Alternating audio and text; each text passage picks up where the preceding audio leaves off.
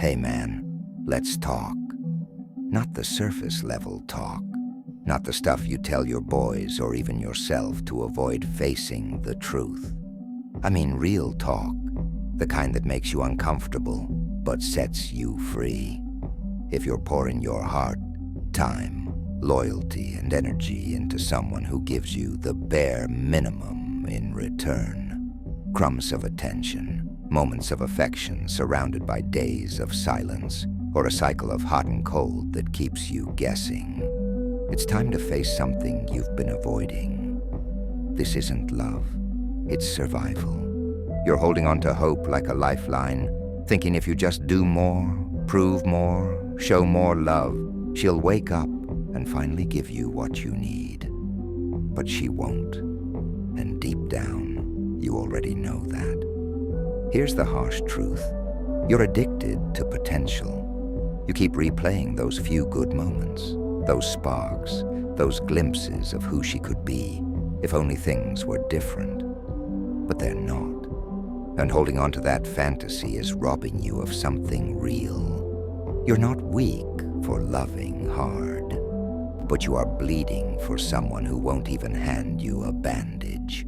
And brother, your strength isn't in holding on.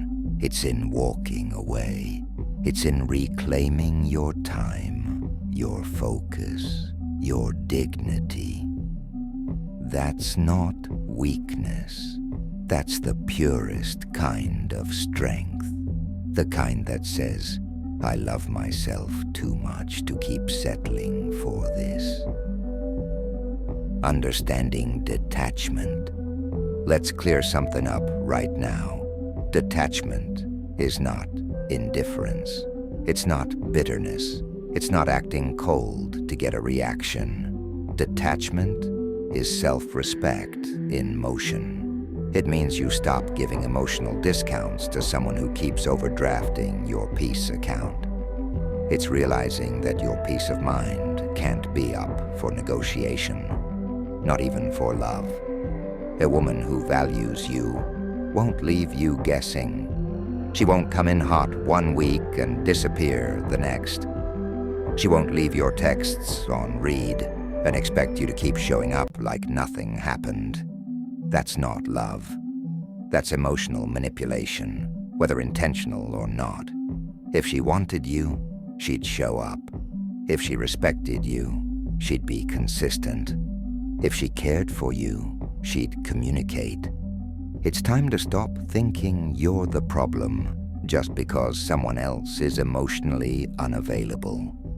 Detachment is knowing that your worth isn't proven by how long you're willing to suffer.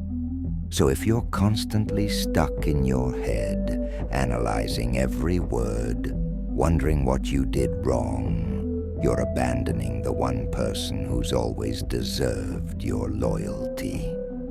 Yourself. The power of radical honesty. Here's where it gets uncomfortable, but also freeing. Radical honesty is the foundation of healing. It's not just about admitting she's inconsistent or distant. It's about being honest with yourself about why you're still there. You've made excuses. She's just busy. She's been hurt before. She has trouble expressing emotions. No, man. You've been trying to fix her. You've been acting like her emotional life coach instead of standing firm as a man who knows what he brings to the table. You're not her therapist. You're not her father. You're not her savior. You are a man who deserves reciprocity. You deserve to feel seen, heard, and valued. But every time you justify her emotional absence, you train yourself to accept less than you need. Stop being loyal to her potential. Start being honest about her patterns. You're not crazy. You're not needy. You're just emotionally underfed. Ask yourself, does she show up when it matters? Does she give as much as she takes? Does she respect your effort? If the answer is no, then why are you negotiating your worth? reclaiming your focus. Let's break this down to the core. Detachment is not just about walking away from her. It's about walking back to yourself. Right now, your thoughts, your emotions, even your identity are wrapped around someone who isn't showing up for you. You gave her your attention, your vulnerability, your best, and in return, you got confusion, distance, silence. That's why it feels like you're losing a part of yourself, because you tied your identity to someone who didn't have the capacity to hold it. You made her the center of your world. You didn't mean to, but she became your emotional anchor. She was the first thought in the morning, the last at night. Every text was dopamine. Every silence was withdrawal. But she is not your purpose. Your purpose is bigger than this. It's your growth, your peace, your mission, your character. You don't detach by deleting her number once. You detach by rebuilding your focus every single day. You stop checking her profile. You start hitting the gym again. You read, you build, you work. You surround yourself with people who pour back into you. Focus is a weapon, and right now, it's aimed at the wrong target. Aim it inward. Aim it forward. That's how you reclaim yourself. The detox. Let's be honest. You already know what's holding you back. It's not just her, it's your habits. Every time you scroll through her Instagram, check who she's with, reread your old conversations, or wonder if she's thinking about you, you're relapsing. You're choosing a hit of nostalgia over your own healing. And here's the truth. You can't heal in the same digital space where you broke. Social media is emotional heroin. That one little check turns into an hour of spiraling. That picture she posted with a new guy? That's not for you. That's not closure. That's not proof she misses you. That's your pain being reactivated by your own curiosity. You don't need closure. You need clarity. And clarity says, she's not here, and that's okay. Detox isn't just about blocking her. It's about breaking the cycle. That means no checking her stories, no asking mutual friends about her, no saving old screenshots, just in case, no hoping she'll come to her senses. You have to starve the addiction to feed your freedom. You think you're missing her, but really, you're missing the version of you who felt loved, even if it was just temporary. But that version of you was built on illusions.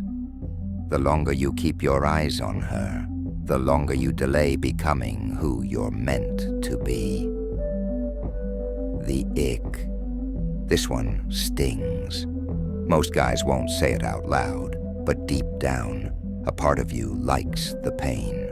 Not because you're weak, but because the pain is familiar. It's a connection. It's proof that she mattered. And the moment you stop feeling it, it feels like erasing her, like she never existed, like you're giving up. But here's the harsh truth. Pain isn't proof of love. It's evidence of attachment. You've mistaken emotional chaos for depth. You think the highs and lows mean intensity, but they really mean instability. And your nervous system is addicted to the drama. The ick isn't just about her behavior. It's about your own. That pit in your stomach every time she goes silent. That anxiety when you see her post something cryptic. That hope she'll text, "I miss you," at 2 a.m. It's not romantic. It's self-inflicted torture. And detachment. Detachment is choosing peace over passion that destroys you. You don't get there overnight. You get there through discipline. Every time you want to reach out, you don't.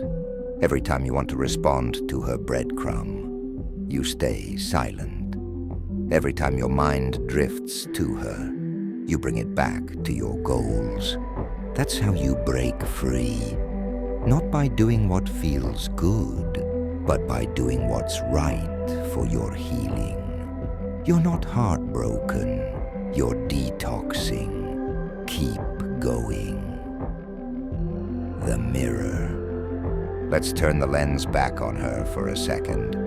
She knows you care. She's not clueless. She sees the texts. She feels your energy. She's aware of what you're offering, and she's choosing not to return it. You've been thinking she's confused. She's not. You've been thinking she needs time. She doesn't. You've been thinking if you just show her how much you care, she'll realize what she has. But here's the truth. She already knows. She just doesn't value it the way you do. And that's hard to accept. Because you know what you bring. You've shown up. You've stayed loyal. You've tried to love her past her walls. And what did it get you? Silence, excuses, mixed signals. That's not love. It's emotional exploitation. People don't value what's always available. And the man who lowers his standards to keep someone around loses more than just love. He loses his self-respect. You don't teach someone to love you by enduring their neglect. You teach them that you're not a man to be played with. So take a long, hard look in the mirror. Are you proud of how you're showing up for yourself? Are you modeling the standards you claim to want? Are you becoming the man who would never beg for what should be freely given? It's time to stop being emotionally cheap. Raise your price. The new standard. This is the part where everything shifts. You're not healing just to feel better. You're healing to be better. To create a new standard, a new identity, a new version of yourself that doesn't settle, doesn't chase, and doesn't question his value. Let go of the identity that says, I'm the guy who got ghosted. I'm the one she didn't choose. I'm the one who always gives too much. Number. You're not that man anymore. You're the man who builds himself regardless of who left, prioritizes peace over temporary attention, refuses to participate in his own emotional destruction. She didn't reject you. She revealed herself, and thank God she did, because now you know what misalignment looks like. You gave love to someone who couldn't receive it. That doesn't make you foolish. That makes you a man with heart. But from here on out, your heart is selective. No more auditioning for love. No more proving your worth. No more tolerating inconsistency. Your peace is priceless. And any woman who disrupts it too often is too expensive to keep. The emotional prison. Here's the coldest truth. Love shouldn't feel like anxiety. If your stomach drops when your phone buzzes, if your heart races when she leaves you on red, if you walk on eggshells trying to say the right thing just to keep her interested, that's not love. That's emotional captivity. You've built a prison, and you handed her the keys, and she doesn't even know she's holding them. Or worse, she does, and she likes the power. You shouldn't be waking up with tension in your chest, wondering if today she'll show up or vanish. You shouldn't have to decipher her silence like it's some puzzle. That's not intimacy. That's stress. You were taught that fighting for love is noble. But there's a difference between fighting for love and fighting to survive in a relationship. You're not supposed to question your worth every day. You're not supposed to feel like you're losing yourself just to keep someone. Real love feels safe. It feels consistent. It feels like home, not a battlefield. So take the shackles off. You are not imprisoned by her. You're imprisoned by your own belief that you need her to feel whole. You don't. You never did. You just forgot how powerful you are without her.